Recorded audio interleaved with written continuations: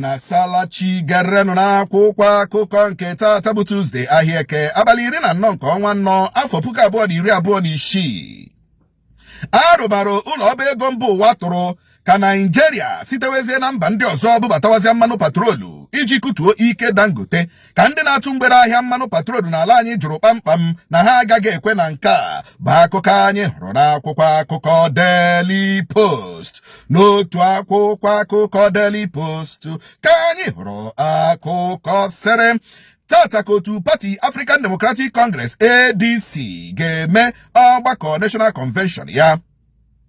Tupu ọkụ elekere 10 nke ụtụtụ ụbọchị ntụliaka elu, Tinubu ga-ada ka onye otu pati ADC na Kano kwuru. Bụ akụkọ zọbara n'akwụkwọ akụkọ ahụ n'akwụkwọ akụkọ Vanguard ka anyị hụrụ akụkọ sịrị Wike yiri onye nwe ebe ADC chọrọ ije eme ọgbakọ convention ya egwu na ọ ga-anapụ ya ikikere CFO ma ọ bụrụ na o kwe ka ADC jiri ebe ahụ nwee ọgbakọ ka otu pati ahụ bụrụ n'ebubo. Bụ akụkọ zọbara n'akwụkwọ akụkọ Vanguard. N'otu akwụkwọ akụkọ Vanguard ka anyị hụrụ akụkọ sịrị anyị agaghị anabata okwu udo ọbụla n'etiti Israel na Lebanon, ka otu na-eyi ndụ egwu Hezbollah kwuru. Ọchịchị steeti Abia efurola ntutu taa ịhụ na enwere ikpe ziri ezi ka onye agha gbagburu onye ọkwọ ụgbọala na steeti ahụ. Bụ akụkọ zọbara n'akwụkwọ akụkọ Vanguard na akwụkwọ akụkọ Punch ka anyị hụrụ akụkọ sịrị mmadụ 10 anwụọla dịka ndị na-achị Nnama wakporo Benue ọzọ. Ụgbọ mmiri 34 si osimiri Hamozu gafee n'ụbọchị Sọnde ka Trump kwuru. Bụ akụkọ zọbara n'akwụkwọ akụkọ Punch.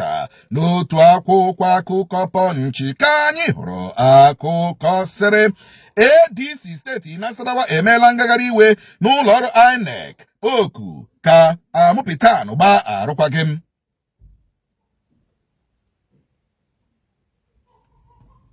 Ọ dị mma, tupu anyị aga n'ihu, unu ahụla ya kpọmkwem na ụlọ ọba ego mba ụwa na-asọjestịrị Nigeria ka eyuzuwe mmanụ shi mba ndị ọzọ, petrolu shi mba ndị ọzọ, ka emepe oke ala, mepee osimiri, ka ụgbọ mmiri shi mba ndị ọzọ, ụgbọ ihe na-ebubatara anyị petrol, ka hapụzia nke Dangote. Na nke Dangote dị expensive, but eshi obodo oyibo na-ebubatara anyị petrol na ọ dị cheaper. How?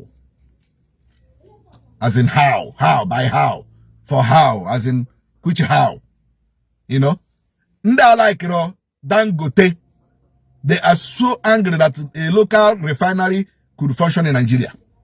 Oh, use this same World Bank, Wundeji refinery non a worry, refinery non a Port Harcourt. Or this same World Bank, they are so angry that na Dangote mechara merie they produce fuel na Nigeria.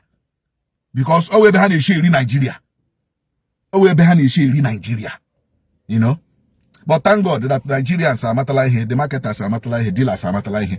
Today ka ADC genwe ọgbakọ convention ya, Congress ya, National Convention ya na Abuja. Anyị mechara nwetezi venue. Anyị mechaziri nwete venue. Na-agbanyeghị na Wike bịakwara ịbịa tinye anya na the venue abịara nwete. But Chineke ka nwe ike. Chineke ka nwe ike. Yeah. So Wike will soon meet his Waterloo. Wike will soon meet his Waterloo. Ade madika nke ahụ na ewu. Hezbollah otu na-eyi ndụ egwu n'ụdị Boko Haram iswap na ISIS mana ha nọ na Lebanon. Ekwuole na okwu udo ọbụla Israel na Lebanon na-ekwu na ha esoghị ihe ewu Boko Haram ndị Lebanon, iswap ndị Lebanon, ISIS in the Lebanon, bandits in the Lebanon. And how cause this problem? Lebanon wanted peace by all means with Israel, but to Hezbollah, the terrorist, non a Lebanon. Ekwehoka udomegene kudochia. Adema dika kahu na ewu otu party African Democratic Congress na Nasarawa eme na ngagharị iwe n'ụlọ ọrụ Inec na steeti ahụ na-eshi ọnwụ na amụpụtan ga-emegene ga-agbarịrị alụkwa game. Adema ogbunigwe atụrụ na Borno, Tinubu ezutela ndị isi ọrụ nchekwa na Aso Rock. Bụ akụkọ anyị hụrụ n'akwụkwọ akụkọ Nigerian Tribune. N'otu akwụkwọ akụkọ Nigerian Tribune ka anyị hụrụ akụkọ sịrị Deziani Madeka agọrọla okwu n'aka ya na onweghị ngarị ọbụla o riri n'ụlọ ikpe mba United Kingdom. Ndị uwe ojii lara ezumike nke ọrụ na Nigeria ga-eme ngagharị iwe n'abalị 20 nke ọnwa April afọ 2026. Bụ akụkọ ọzọ gbara n'akwụkwọ akụkọ ahụ. N'otu akwụkwọ akụkọ The Nation ka anyị hụrụ akụkọ sịrị 2027 ndị ụka Muslim na steeti Ogun chọrọ ka enye ha ohere ịchị steeti ahụ. Enweghị nkwụsị akwụsịrị m ịbụ onye otu pati ADC ka Babaki Lawal kwuru. Bụ akụkọ ọzọ gbara n'akwụkwọ akụkọ The Nation. N'otu akwụkwọ akụkọ The Nation ka anyị hụrụ akụkọ sịrị ndị nkwado Malami anabatala ya ka ọ nọchara 100 ụbọchị na 23 atụghị ụkwụ na Kerbi. ADC Wike akụsirikọtala onwe ha n'ihi ebe ADC kwechiri ije eme ọgbakọ convention ha taa. Bụ akụkọ ọzọ gbara n'akwụkwọ akụkọ The Nation. Na akwụkwọ akụkọ Dosudeghe ka anyị hụrụ akụkọ sịrị unu na-akatọ m na m rụrụ ike n'ihi na unu bụ ndị ụbịam, ka Fina kụsiri ndị na-akatọ ike ọ rụrụ. Aga m agbanwe mgbago ugwu Nigeria ka Peter Obi kwuru. Bụ akụkọ ọzọ gbara n'akwụkwọ akụkọ Dosudeghe. N'otu akwụkwọ akụkọ Dosudeghe ka anyị hụrụ akụkọ sịrị ọchịchị Nigeria enupụla isi n'iwu ụlọikpe nyere maka idenye ha IPOB dịka otu na-eyi ndụ egwu, ka onye ọkaiwu otu IPOB kwuru.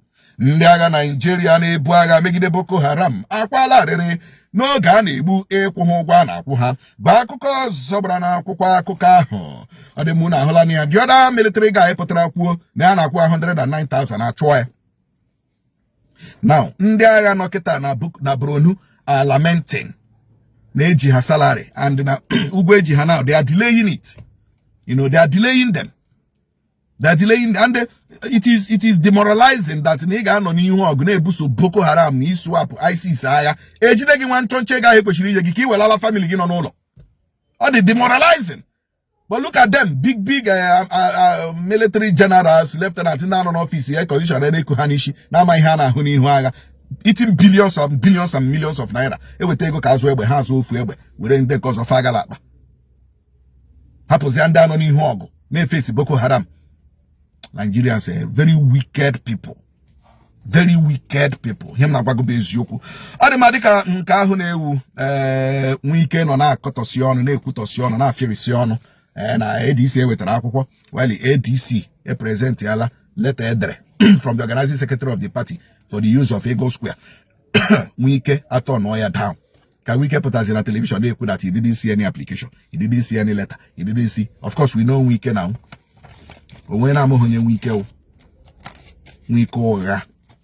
Ọ dị m ebe a ka anyị na-apịkọta kpamkpam ihe ome anyị na akwụkwọ akọ bịara kpọmkwem na Nonso Nkwa Chiwọ. Chebiri m na Chiroso Ụba Nonso Nkwa na Official Nonso Nkwa TV na YouTube.